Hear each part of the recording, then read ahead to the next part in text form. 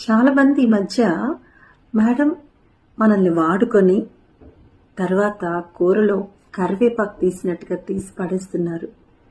వీళ్ళని ఎలా తీసుకోవాలి, ఎలా మనశ్శాంతితో ఉండాలి అని కరివేపాకులాగా తీసి పడేస్తున్నారంటే కరివేపాకు ఎంత విలువైందో విలువ తెలియని వాళ్ళే అలా చేస్తారు. అది వాళ్ళ దురదృష్టం.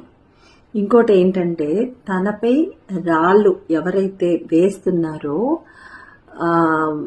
ఆ రాళ్ళ కింద పడి నలిగిపోవడం కంటే కూడా ఆ రాళ్ళనే స్టెప్స్గా చేసుకొని పైకి వెళ్ళి సక్సెస్ని ఎవరైతే సాధిస్తారో వాళ్ళు కదా గ్రేట్, వాళ్ళు కదా సక్సెస్ఫుల్ పీపుల్ అవుతారు. దురదృష్టవంతులే అలా చేస్తారు, కరివేపాకును తీసి పడేసినట్టు. మీరు సక్సెస్ఫుల్గా ఉండాలని నేను కోరుకుంటున్నాను. ఉంటారు కదా. బాయ్.